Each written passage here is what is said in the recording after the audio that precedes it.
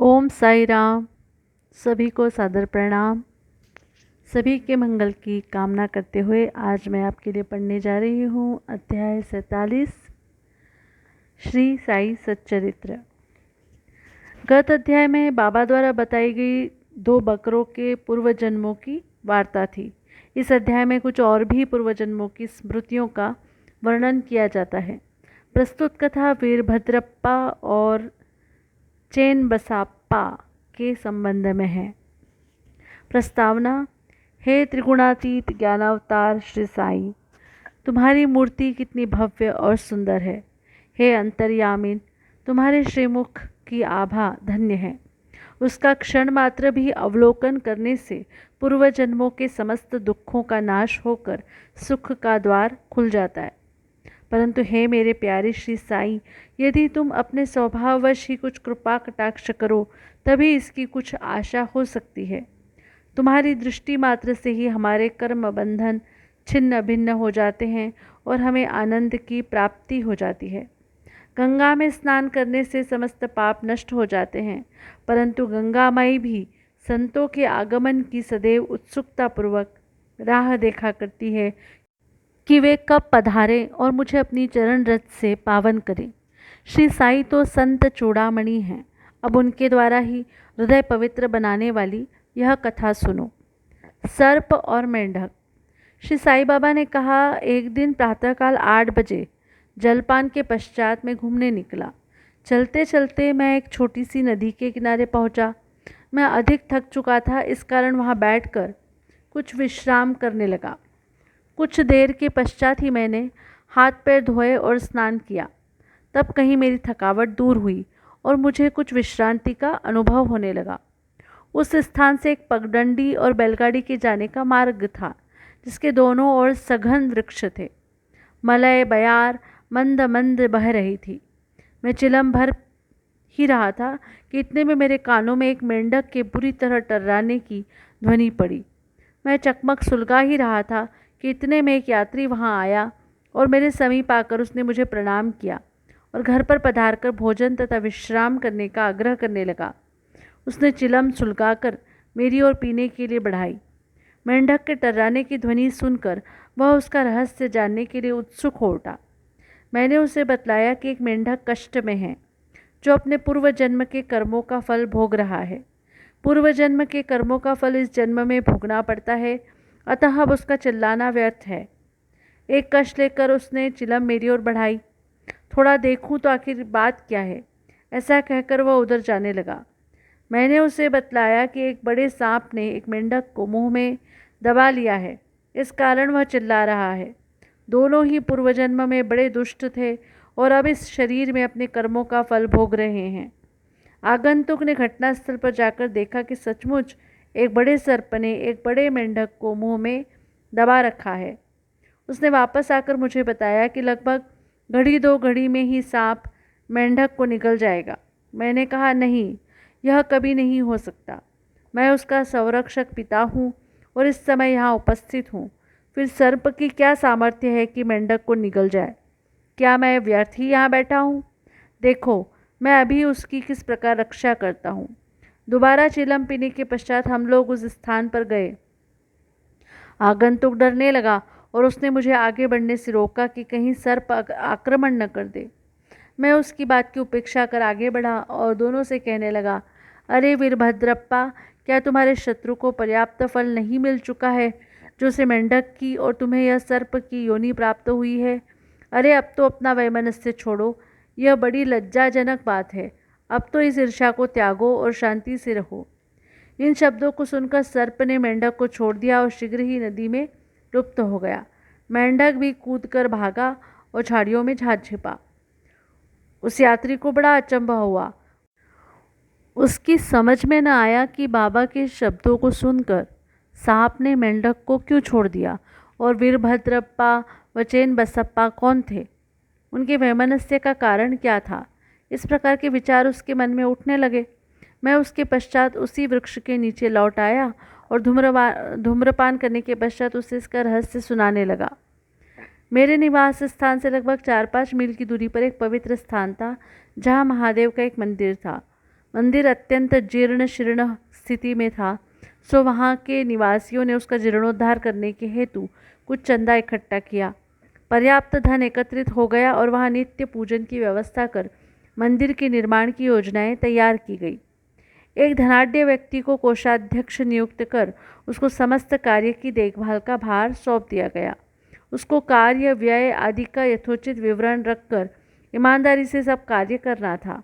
सेठ तो एक उच्च कोटि का कंजूस था। उसने मरम्मत में अत्यंत अल्प राशि व्यय की। इस कारण मंदिर का जीर्णोद्धार भी उसी अनुपात में हुआ। उसने सब राशि व्यय कर दी तथा कुछ अंश स्वयं हड़प लिया और उसने अपनी गांठ से एक पाई भी व्यय न की। उसकी वाणी अधिक रसीली थी, इसलिए उसने लोगों को किसी प्रकार समझा बुझा लिया और कार्य पूर्ववत ही अधूरा रह गया। लोग फिर संगठित होकर उसके पास जाकर कहने लगे, सेठ साहब, कृपया कार्य शीघ्र पूर्ण कीजिए। आपके प्रयत्न के अभाव में यह कार्य पूर्ण होना कदापि संभव नहीं, अतः आप पुनः योजना बनाइए। हम और भी चंदा आपको वसूल करके देंगे। लोगों ने पुनः चंदा एकत्रित कर सेठ को दे दिया। उसने रुपए तो ले लिए, परंतु पूर्ववत ही शांत बैठा रहा। कुछ दिनों के पश्चात उसकी स्त्री को भगवान शंकर ने स्वप्न दिया कि उठो और मंदिर पर कलश चढ़ाओ। जो कुछ भी तुम इस कार्य में व्यय करोगी, मैं उसका 100 गुना अधिक तुम्हें दूंगा। उसने यह स्वप्न अपने पति को सुना दिया। सेठ भयभीत होकर सोचने लगा कि यह कार्य तो ज़्यादा रुपए खर्च कराने वाला है, इसलिए उसने यह बात हंसकर टाल दी कि यह तो एक निरा स्वप्न ही है और उस पर भी कहीं विश्वास किया जा सकता है।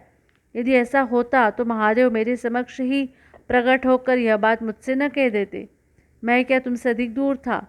यह स्वप्न शुभदायक नहीं, यह तो पति पत्नी के संबंध बिगाड़ने वाला है। इससे तुम बिल्कुल शांत रहो। भगवान को ऐसे द्रव्य की आवश्यकता ही कहाँ जो दानियों की इच्छा के विरुद्ध एकत्र किया गया हो। वे तो सदैव प्रेम के भूखे हैं तथा प्रेम और भक्तिपूर्वक दिए गए एक तुच्छ तांबे का सिक्का भी सहर्ष स्वीकार कर लेते हैं। महादेव ने पुनः सेठानी को स्वप्न में कह दिया कि तुम अपने पति की व्यर्थ की बातों और उनके पास संचित धन की ओर ध्यान न दो और न उनसे मंदिर बनवाने के लिए आग्रह ही करो। मैं तुम्हारे प्रेम और भक्ति का ही भूखा हूँ। जो कुछ भी तुम्हारी व्यय करने की इच्छा हो सो अपने पास से करो। उसने अपने पति से विचार विनिमय करके अपने पिता से प्राप्त आभूषणों को विक्रय करने का निश्चय किया। तब कृपण सेठ अशांत हो उठा। इस बार उसने भगवान को भी धोखा देने की ठान ली। उसने कौड़ी मोल केवल 1000 रुपयों में ही अपनी पत्नी के समस्त आभूषण स्वयं खरीद डाले और एक बंजर भूमि का भाग मंदिर के निमित्त लगा दिया, जिसे उसकी पत्नी ने भी चुपचाप स्वीकार कर लिया। सेठ ने जो भूमि दी वह उसकी स्वयं की न थी, वरन एक निर्धन स्त्री दुबकी की थी, जो इसके यहाँ 200 रुपये में गिरवी रखी हुई थी।